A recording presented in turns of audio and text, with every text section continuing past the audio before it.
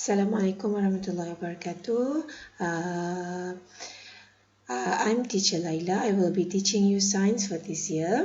Okey, baik. Saya harap semua pelajar sudah bersedia untuk memulakan kelas pertama kita pada tahun ini ya.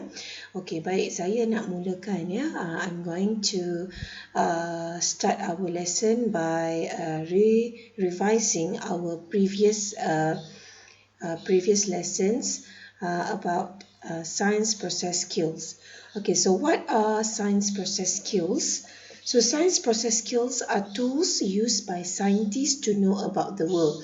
Okay, when we are bila kita nak mencari penyelesaian dalam sesuatu perkara, kita boleh gunakan kemahiran-kemahiran proses sains ya. Alright, so basically, these are the science process skills. Okay, the first one is observing, classifying, measuring and using numbers, making inferences, predicting, communicating, controlling variables, making hypotheses, using space-time relationship, interpreting data, defining operationally, experimenting. So, kita akan pelajari setiap daripada kemahiran-kemahiran yang dinyatakan di sini ya. So the first lesson teacher akan explain details about observing. Alright. So what is observation? Okay, observation adalah satu kemahiran iaitu membuat pemerhatian. Ya, membuat pemerhatian. Terdapat dua jenis pemerhatian yang perlu kita tahu iaitu qualitative and quantitative observation. Okay, what is qualitative? Qualitative is the observations that use your senses to observe the results. Sight, smell, touch and hearing. So we use our senses. Kita gunakan deria-deria kita untuk membuat sesuatu perkara. Apa yang kita nampak, apa yang kita lihat, apa yang kita pegang, apa yang kita rasa, apa yang kita sentuh, apa yang kita bau, itu kita akan buat pemerhatian. For example, like if you see the flower, what is the color of the flower? So you can say the flower is yellow in color. Okay, and then if you see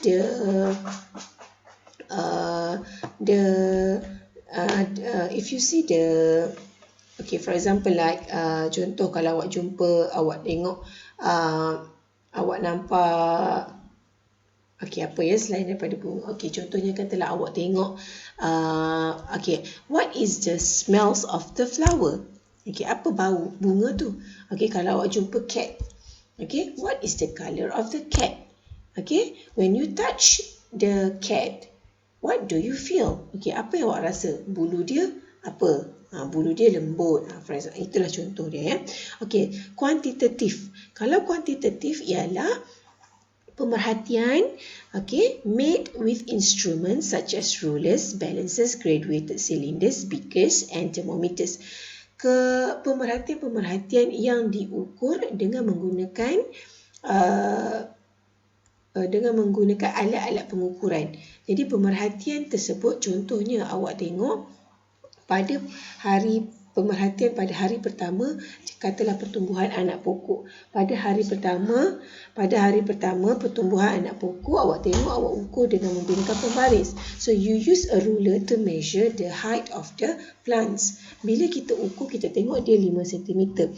After 10 days, okay, when you observe the height of the plants, bila awak ukur, awak tengok 10 cm. So what is the observation?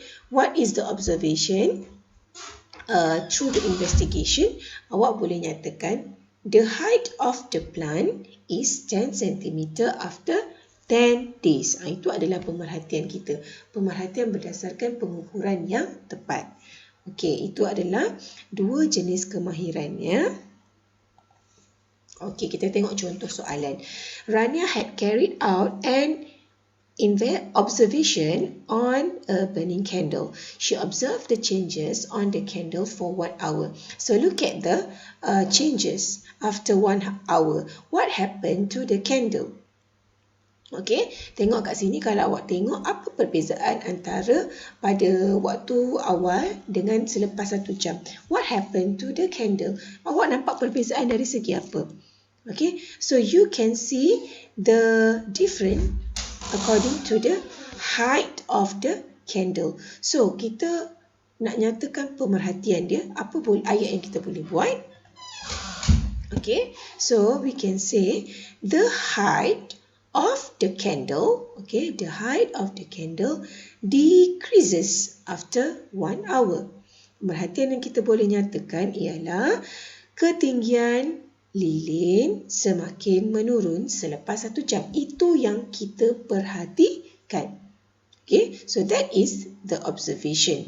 Okay, yang kita perhatikan. Itu contoh. Ini ayat dia. The height of the candle decreases after 1 hour. Okay, next. Okay, ini buku dalam buku latihan awak ya. Awak boleh tengok dalam DLP Science Poster. Boleh ambil buku latihan. Tengok muka surat 1 ya. Look at page 1. So, awak boleh jawab soalan muka surat 1. Okay, this one is the observation, examples of the observation questions. So, answer all the following questions. Okay, dia beri kat sini pemerhatian dari segi kualitatif, iaitu dengan menggunakan deria. Jadi kat sini, what is the sensory involved? So, you have to circle which type of sensory that involved in this observation. The school bell rings very loudly. Kita akan dengar. We hear the sound of the bell ringing. So, kita menggunakan deria pendengaran, hearing. So, circle hearing. Okay. So, I use the pen. Alright. Hearing. Alright. Next.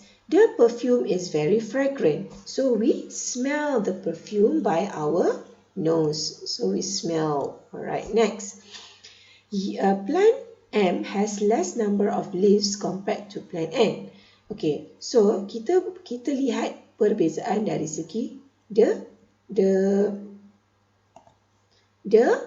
numbers of the leaves. Okay, kita tengok, kita perhatikan. Jadi kita gunakan dari apa? What are the sensory involved? Sight. Okay, that's all. Right, next. Okay, this one. Okay. Diagram 1 shows the size of 4 rabbits that are reared by a farmer after 1 month. Okay, write one qualitative observation based on the investigation. Apa yang dapat kita perhatikan daripada gambar ni?